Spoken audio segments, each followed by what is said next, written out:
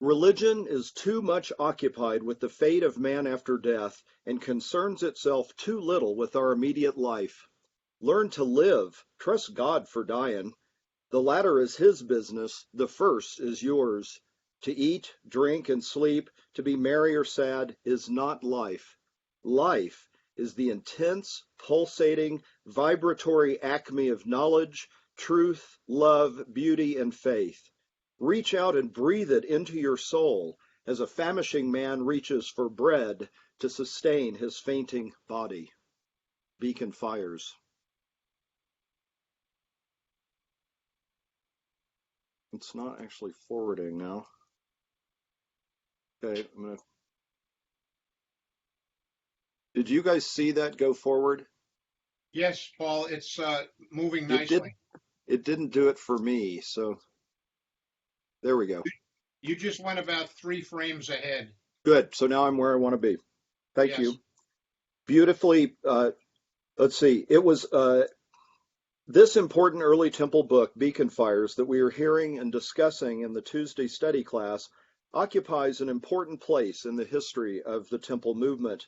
It was sold through the Halcyon Book Concern for many years, and an early advertisement for the book from 1905 stated that it was, quote, a new work on the ethics of occultism, compiled from the notes of the conversations and teachings of a master, with a preface by Blue Star. A most helpful and uplifting work, strong, vigorous, original, and striking in its treatment of subjects presented. Its high source must be self-evident to all true students of life and its mysteries. Beautifully printed with imported French type on heavy antique paper with wide margins. Artistic cover design by J.A. Knapp, the illustrator of Edidorpa, and we might remember him as the artist of the well-known image of Hilarion on the wing of a great bird that graces a temple wall. A note from a 1908 artisan stated that Beacon Fires chapters are soulful and uplifting and point out the truth path, and an even later issue stated that it was the sayings of a master on world conditions, philosophy, and religion, and essentially a temple book full of lodge light, inspiration, and wisdom. What is also singular is that Beacon Fires was the first inspirational book that outlined some of the group's musings on American society and religion at the time, and it was a flagship book for the fledgling Templars with high hopes and grand plans for the future. Beacon Fires was first published in New York in June of 1899 by Eliot B. Page, a publisher who was a devotee of Platonism, important in St. Louis Rosicrucianism, and who had been a member of the Theosophical Society's Board of Control after 1884. At the same time, his press published a new edition of The Voice of Silence from HPB and a pamphlet called The Sermon on the Mount, purportedly a verbatim translation from the Greek with notes on the mystical or arcane sense by Temple member James M. Price. An issue of the Theosophical Society's periodical The Theosophist in December 1899 acknowledged receiving the books, but misstated that both Beacon Fires and the pamphlet were from Price's pen.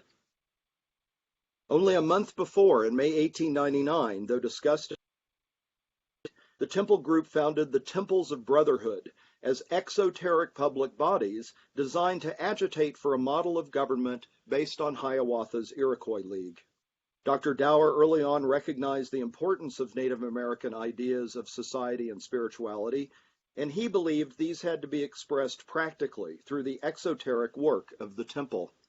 Temples of Brotherhood were designed to educate citizens about the abuses in governmental, social, and ethical life, and to cause, through reading, lectures, and mutual free study of intellectual ideas, a change in public opinion that would lead to greater equality of the sexes, among races, and those of all creeds. J.D. Buck, important early member of the temple, wrote an introductory letter in 1899 summing up the theories and aims of the group. Quote, "The real temple is humanity. The temple of brotherhood represents an ideal, the complete and perfect brotherhood of the whole human race. Each individual is a temple for the indwelling of the Holy Spirit, the breath of life. To realize this fact in individual consciousness, and to work together and cooperate in every way to promote the brotherhood of man is the one object of the organization known as the Temple of Brotherhood. The present social unrest is terrible and unprecedented. It is, above all things, desirable to divert this living energy from strife, confusion, and disintegration to concord, order, justice, and brotherhood. And this means first, education, and second, cooperation. While it is clear that Dr. Dower and Blue Star were caught up with the desire to challenge the political status quo, at a formative meeting in Syracuse 1900, the now renamed League of Brotherhoods and a member of the American League of Cooperative Associations stated that one of its major goals was to build a new city as crucial to the realization of a community of true brotherhood. Quote, to form a settlement to restore to man a more just division of the fruits of his labor, if then there exists a city on this continent in true harmony with the divine plan, for there is such a plan, it will be a model for other communities. Nature in every phase of life is ceaselessly striving for the perfect type that has always existed. The catching of reflections of this ideal plan has always furnished the spiritual dynamic for true reformers. Without this, progress would be impossible. Undoubtedly, reform-minded Ledoux and Dower wanted to create an ideal socialist community based on a hybrid of capitalism and socialism. The Temple Home Association was incorporated as a cooperative association that struck, quote, the line of least resistance between the selfish competitive system of the world on one hand and the extremes of socialistic endeavor on the other. Therefore, the founders of the Temple Home Association claim that the successful demonstration and operation of its plans will be the entering wedge which will rive asunder the present unnatural social order and prepare the way for the cooperative commonwealth on the basis of true liberty, equality, and fraternity. After arriving in California, the Temple continued to forward its notion of evolutionary socialism. The book concern advertised a number of books that synthesized liberal spiritual ideals with socialist political notions. Debates about the nature of socialism took place in the Artisan in 1908, and the magazine included articles on other cooperative communities.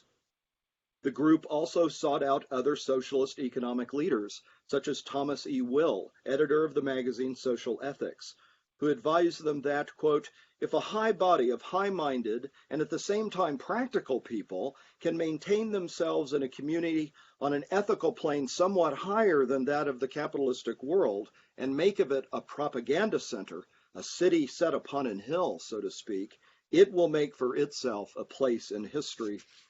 All such attempts I should look upon simply as a means to an end, the end being the cooperative commonwealth. Blue Star concurred.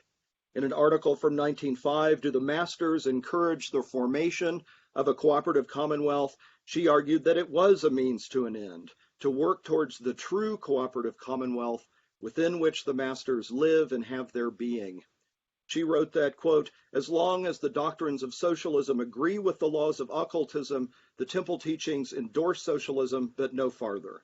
When it comes to eliminating the religious or higher aspect of life from the social and political life, those teachings are immovably opposed to it.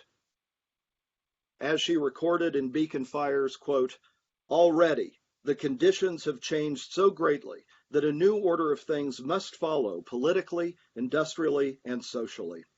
There has come a war cry from the inner spheres, and it behooves every soldier in the ranks of humanity to gird himself for the coming battle.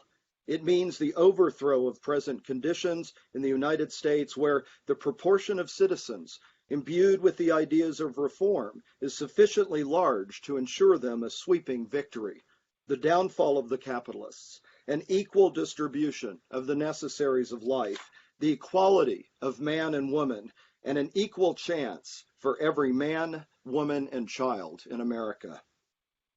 Unquote. Beacon fires indeed. Thank you.